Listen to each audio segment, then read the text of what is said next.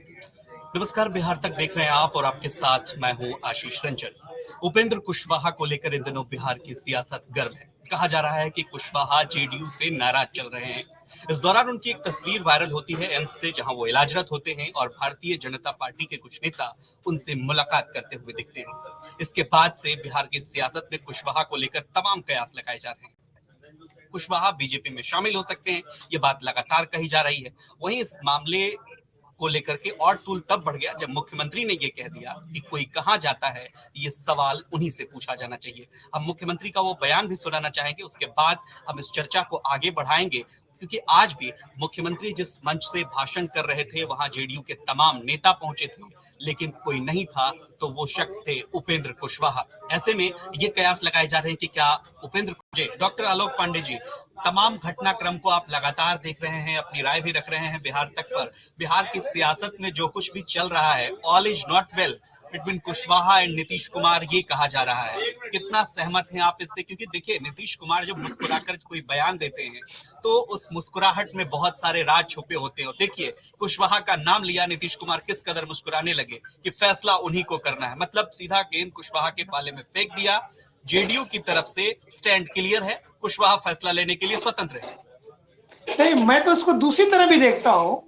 कहीं नीतीश कुमार के अंगत तो बन के नहीं गए एम्स में एडमिट होने, क्योंकि उन्होंने कहा है कि जेडीयू कमजोर हो रही है, उसको इलाज की जरूरत है। तो ऐसा तो नहीं है नीतीश कुमार ये वाला मुस्कुराहट दे रहे हो कि केवल कुशवाहा जी अकेले नहीं जाएंगे, बेटा पीछे पीछे हम भी आएंगे। क्योंकि मैं हमेशा कहता हूँ कि नीतीश कुमार से गलती हो गई आरजेडी में जाकर। वो गलत फैसला था। वो भाई 17 साल से मुख्यमंत्री हैं, कुछ सोच के लिया होगा, लेकिन मैं इस फैसले का पहले दिन से विरोध कर रहा हूं और मैं कह रहा हूं कि इसकी उम्र ज्यादा लंबी नहीं होगी। क्यों? क्योंकि जो पानी का प्रवाह है नैसर्गिक रूप से ऊपर से नीचे की ओर चलता है। आरजेडी के साथ जेडीयू नैसर्गिक प्रवाह में नहीं है। जेडीयू का नैसर्गिक प्रवाह आरजेडी नहीं है। जेडीयू के नैसर्गिक प्रवाह दो है, या तो अकेले बहे या बीजेपी के साथ बहे। आरजेडी के साथ क्या है? लालू यादव के जंगल राज के अगेंस्ट में आए थे। कहाँ गया जंगल राज लालू यादव का? सुशासन बाबू की छवि क्यों बनाया था आपने? अब आते हैं ये कुशवाहा जी के फैसले में। देखिए, कुशवाहा जी कि इस बात से हम देखो, आमतौर पे हम बहुत कम सहमत होते हैं, लेकिन रामशंकर जी की इस बात से सहमत, हम किसी की बात सहमत नहीं होते, हम अपनी बात कहते हैं। लेकिन ये बात सही है, जब आपने ये कह दिया कि बाद तेजस्वी संभालेंगे सब कुछ, तो जो जेडीयू के अंदर एक नेताओं के अंदर एक असुरक्षा की भावना आ गई। राजनीति में कोई व्यक्ति साल 2 साल के लिए नहीं आता, जब तक जीवित रहते हैं तब तक नेतागिरी करने आता है। जब काल ही गौलित कर दे तब नेतागिरी खत्म होती है। कोई रिटायरमेंट की है क्या? रमेश तिवारी सर तमाम जाते हैं। फिर जो रमेश सर सवाल उठा रहे हैं, इसका जवाब रामानुज प्रसाद से ले लेंगे।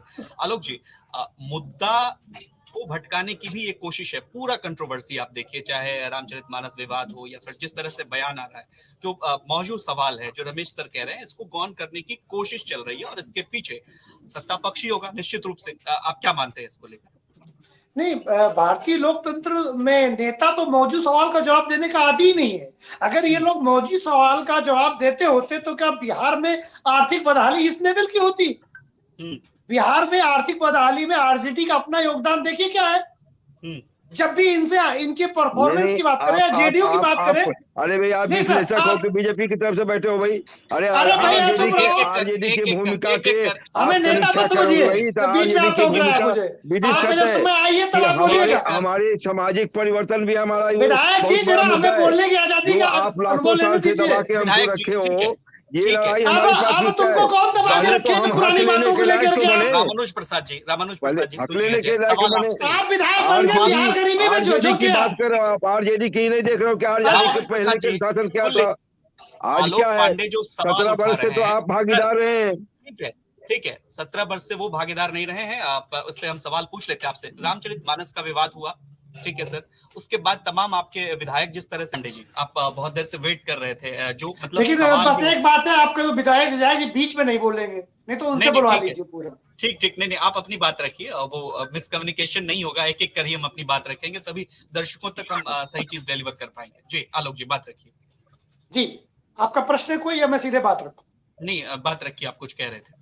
देखिए मेरा मानना यह है कि मैं जो बात विधायक जी को बहुत बुरी लग गई थी, फिर मैं कहता हूं 1980 के दशक तक बिहार इतना पिछड़ा राज्य नहीं था, अच्छे समृद्ध राज्यों में था। 80-85 के बाद से लेकर के 2023 में आरजेडी का शासनकाल भी 15 साल रहा। तो बिहार में अगर बुरा हुआ है तो आरजेडी भी उत्तरदायी है आर्थिक तौर पर। अब आप जब इनसे किसी भी राजनीतिक दल से जो सत्ता में रहा है विपक्ष में, इस समय 30 सालों में सब लोग सत्ता और विपक्ष में रहे, इनसे किसी से पूछो बिहार के लिए क्या किया तो कहेंगे शोषण, इनसे पूछो गरीबी के लिए क्या मिटाने के लिए क्या, कहेंगे जातिवाद। इनसे किसी भी बात के लिए पूछिए, ये सामाजिक न्याय की बात करके समाज को लड़ा करके अपनी नाकामियों को छुपाते हैं, चाहे वो सत्ता दल का व्यक्ति हो चाहे विपक्ष का दल हो। आप बताइए बिहार में कब एफडीआई की चर्चा हुई? मैंने एक बार आपके चैनल में कहा था, आज फिर कह रहा हूं, आज के पेपर, मैं पेपर की बात बता रहा हूं, न्यूज पेपर की, Dainik Jagran second page, Kanpur addition, Uttar Pradesh में दिल्ली से 2,75,000 करोड़ का एफडीआई, ठीक है। ऐसे अलग अलग राज्यों से एफडीआई की, उत्तर प्रदेश भी गरीब राज्य, उत्तर प्रदेश का मुख्यमंत्री क्या कर रहा है, बिहार का मुख्यमंत्री क्या कर रहा है?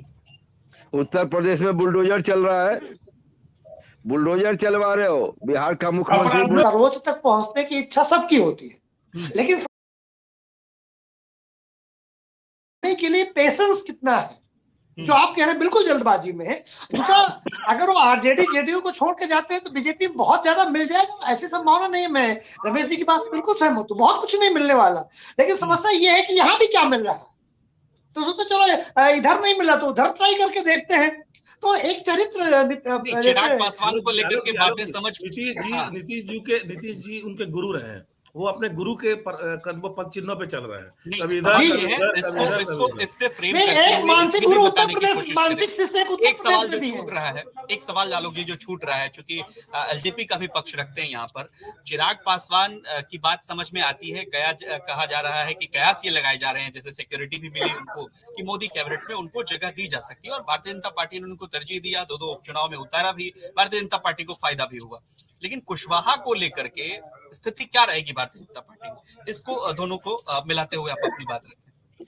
देखिए मेरी एक बात बिहार तक में मैंने फिर कही थी, उसको मैं रिपीट करता हूँ, शायद तो मौजूद बात है।